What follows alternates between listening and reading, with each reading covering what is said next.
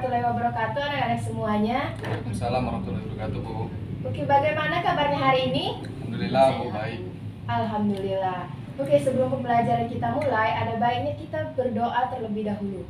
Silahkan ketua kelas dipimpin doanya. Oke, izin memimpin doa ya, Bu. Oke, teman-teman sekalian, sebelum kita memulai pembelajaran kita pada hari ini, lebih baik kita berdoa terlebih dahulu menurut agama dan kepercayaan masing-masing. Doa mulai.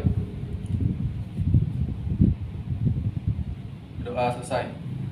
Amin ya robbal alamin. Oke, sebelumnya Ibu absen terlebih dahulu ya. Alat Tidak masuk, Bu. Sakit itu suratnya, Bu. Oh, ini sudah berapa hari tidak masuk? Baru hari ini. Erika, Hadir, Bu.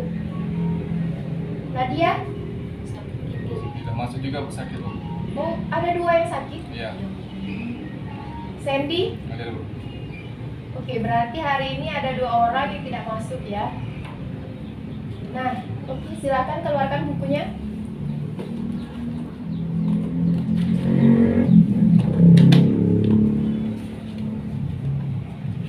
Sudah siap? Siap, Bu. Ya. Ada yang ingat pada minggu kemarin kita belajar tentang apa? Izin, Bu. Ya, silakan Sandy. Jadi pada minggu kemarin kita itu belajar tentang konsep HAM, substansi hak dan kewajiban dalam Pancasila, dan faktor penyebab terjadinya pelanggaran hak asasi manusia. Ya, benar sekali. Jadi pada minggu kemarin kita itu sudah mempelajari 3 materi, yaitu konsep HAM, substansi hak dan kewajiban manusia dalam Pancasila, serta faktor-faktor penyebab terjadinya pelanggaran HAM. Lalu ada yang tahu pada minggu ini kita akan belajar tentang apa? Belum tahu, Bu. Belum dibaca bukunya? Belum, Bu. Oke, baiklah. Jadi pada hari ini kita akan belajar tentang kasus-kasus pelanggaran HAM yang terjadi di Indonesia serta upaya yang dilakukan pemerintah untuk menegakkan HAM. Nah, sebelum kita lanjut kepada materi, Ibu ingin bercerita sedikit tentang hak dan kewajiban ya.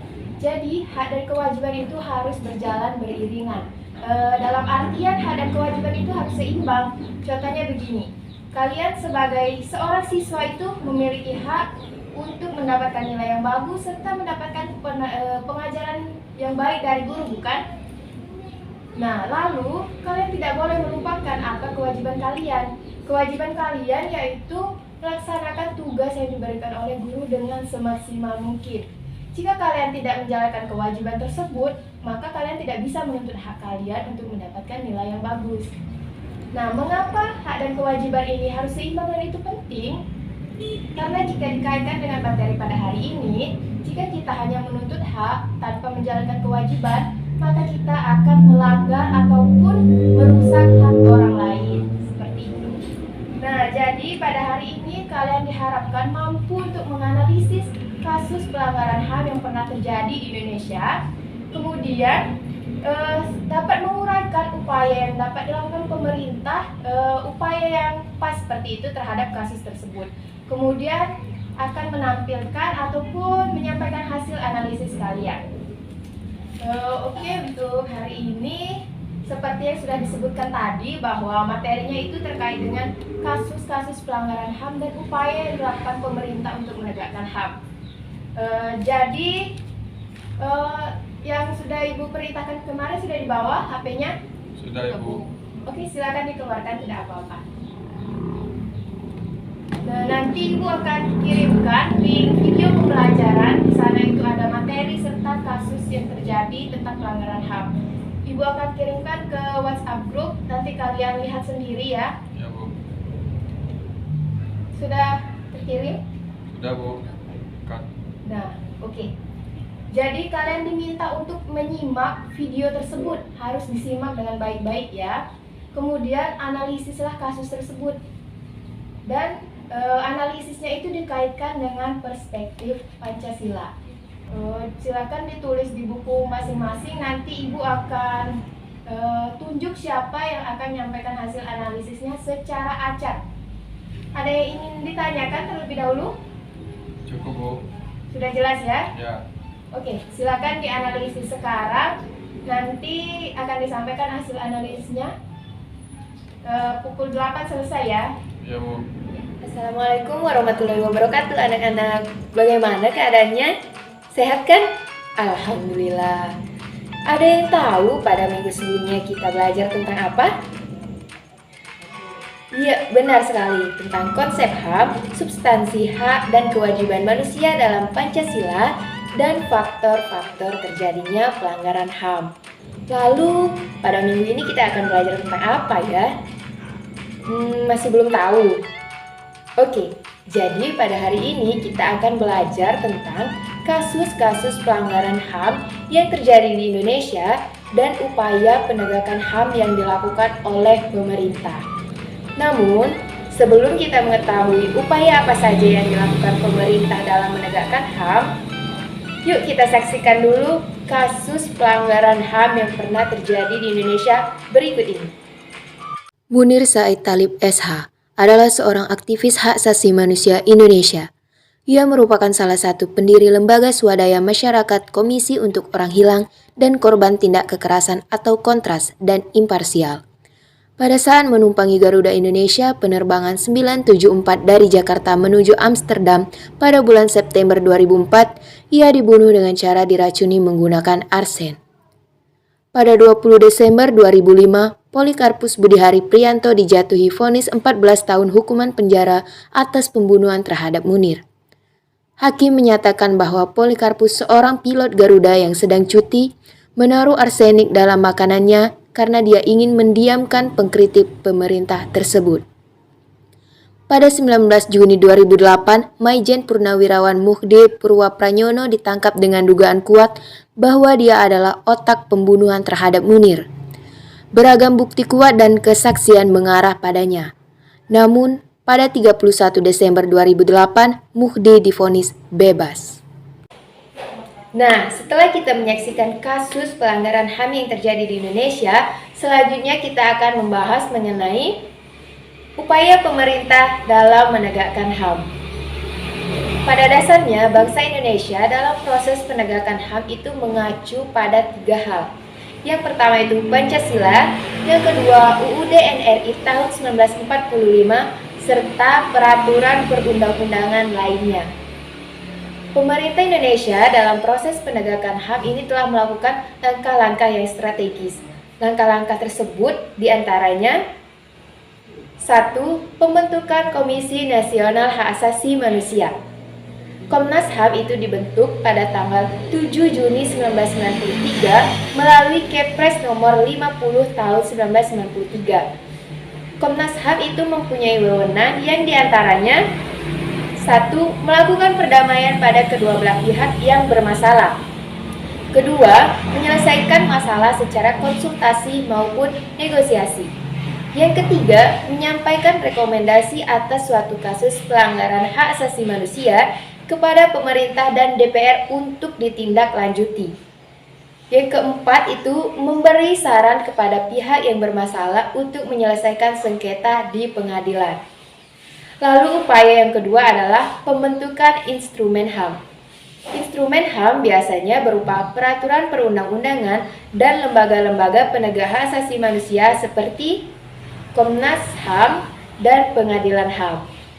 Adapun peraturan perundang-undangan yang dibentuk untuk mengatur masalah HAM diantaranya 1. Pada amandemen kedua UUD NRI tahun 1945 itu telah ditetapkan satu bab tambahan dalam batak tubuh, yaitu bab 10A yang berisi mengenai hak asasi manusia yang melengkapi pasal-pasal yang lebih dahulu mengatur mengenai masalah HAM. Yang kedua, dalam sidang istimewa MPR 1998 dikeluarkan TAP MPR mengenai hak asasi manusia. Yang ketiga, ditetapkannya Piagam HAM Indonesia pada tahun 1998. Yang keempat, diundangkannya UU RI nomor 39 tahun 1999 tentang hak asasi manusia. Yang kelima, ditetapkannya peraturan perundang-undangan tentang perlindungan anak seperti Undang-Undang RI nomor 3 tahun 1997 tentang pengadilan anak. Lalu yang keenam adalah meratifikasi instrumen HAM internasional selama tidak bertentangan dengan Pancasila dan Undang-Undang Dasar Negara Republik Indonesia tahun 1945 seperti Konvensi tentang Hak Politik Kaum Perempuan yang telah diratifikasi dengan UU RI nomor 68 tahun 1958. Lalu upaya yang ketiga adalah pembentukan Pengadilan HAM.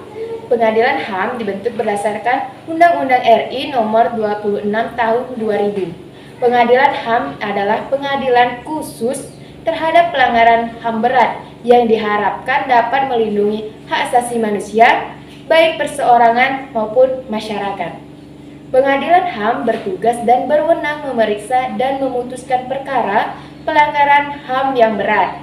Di samping itu, berwenang memeriksa dan memutus perkara pelanggaran HAM yang dilakukan oleh warga negara Indonesia yang terjadi di luar batas teritorial wilayah Indonesia. Bagaimana? Sudah paham kan dengan materi pada hari ini? Jadi, setelah kalian mengamati kasus pelanggaran HAM yang terjadi di Indonesia dan sudah mengetahui upaya apa saja yang dilakukan pemerintah dalam menegakkan HAM, selanjutnya silakan kalian analisis kasus pelanggaran HAM tersebut dalam perspektif Pancasila. Kemudian, upaya apa saja yang bisa dilakukan pemerintah agar kasus seperti itu tidak terulang kembali. Tulislah analisis kalian di buku masing-masing. Selamat mengerjakan dan tetap semangat! Wassalamualaikum warahmatullahi wabarakatuh. Waktunya cukup ya untuk menganalisis. Silakan Ibu tanya terlebih dahulu siapa yang mau menyampaikan hasil analisisnya. Saya Bu. Ya, silakan Erika. Kalau dikaitkan dalam perspektif Pancasila yang dilanggar adalah sila kedua, yakni kemanusiaan yang adil dan beradab, karena tindak pembunuhan bukanlah hal yang manusiawi dan itunya sudah melanggar hak orang untuk hidup. Upayanya adalah pemerintah harus lebih tegas, Komnas HAM harus lebih aktif lagi menangani kasus-kasus pelanggaran HAM, kemudian pengadilan HAM harus lebih tegas memberikan hukuman. Terima kasih Bu. Oke, itu tanggapan dari Erika terhadap hasil analisisnya. Ada yang ingin menanggapi kembali? Mungkin? Izin, Bu. Ya, Sandy silakan. Ya, terkait pendapat dari teman-teman saya tadi, saya setuju dengan upayanya, tapi saya kurang setuju gitu terkait analisis menurut perspektif Pancasilanya. Karena menurut saya kasus tersebut jika lihat dari Pancasila itu lebih tepatnya pada pelanggaran sila keempat. Kenapa? Karena dari kasus tersebut itu Munir itu dibunuh kan agar aktivis HAM itu dapat bungkam. Padahal seharusnya kan setiap orang itu diberi kebebasan gitu untuk mengemukakan pendapatnya, dan setiap orang itu bebas untuk bermusyawarah sesuai sila keempat kan, seperti itu Bu. Oke, jadi ada sedikit perbedaan pendapat ya antara Sandy dengan Erika. Ya Bu. Mungkin Ibu simpulkan terlebih dahulu ya. Jadi apa yang disampaikan oleh teman-teman kalian tadi itu tidak ada yang salah. Semua jawabannya itu benar. Karena dari kasus tersebut itu memang bisa dilihat dari berbagai perspektif, termasuk perspektif Pancasila. Yang dijelaskan oleh Erika tadi bahwa dia mengatakan itu pada sila kedua tentang kemanusiaan. Memang kita ketahui bahwa pembunuhan itu memang bukan tindakan yang manusiawi karena telah melanggar hak orang untuk hidup. Kemudian jawaban Sandy tadi tentang alasan Munir itu dibunuh karena dia terlalu pro seperti itu ya untuk menyampaikan aspirasinya tentang pelanggaran-pelanggaran HAM. Bahwa setiap orang itu mempunyai haknya untuk menyampaikan pendapat serta bebas untuk bermusyawarah. Artinya dari kasus tersebut dapat kita analisis bahwa telah melanggar Pancasila pada perspektif dua sila, yaitu sila kedua dan sila keempat. Mungkin sekian dulu ya untuk penyampaian hasil analisis dari kalian. Hasil analisisnya itu sudah sangat bagus-bagus, dibaca di jempol kalian. Artinya kalian sudah menganalisis kasus tersebut dan sudah memahami materi kita pada hari ini. Sebelum Ibu tutup nih ya, ada yang bisa menyimpulkan materi kita pada hari ini? Saya Bu. Ya, Erika silakan. Jadi pada intinya hak dan kewajiban itu harus seimbang. Tidak ada yang boleh berat-sebelah agar kasus-kasus pelanggaran HAM seperti tadi tidak terjadi lagi. Selain itu, pemerintah telah melakukan upaya untuk menegakkan HAM. Kita sebagai warga negara juga harus menjunjung tinggi HAM. Ya, benar sekali. Dari kesimpulan tersebut, pada intinya sebagai seorang manusia seperti itu ya, kita harus menjunjung tinggi HAM. Pemerintah telah melakukan berbagai upaya yang strategis dan sebagai warga negara kita harus ikut mendukung hal tersebut. Oke, sebelum Ibu tutup nih ya, untuk minggu depan silahkan kalian kerjakan uji kompetensi bab 1 pada halaman 35. Nah, minggu depan akan kita bahas, jadi kerjakan dengan baik. Oke, terima kasih atas partisipasi kalian yang sangat baik pada hari ini. Terima kasih juga untuk hasil analisisnya. Ibu tutup pembelajaran pada hari ini. Assalamualaikum warahmatullahi wabarakatuh. Waalaikumsalam warahmatullahi wabarakatuh.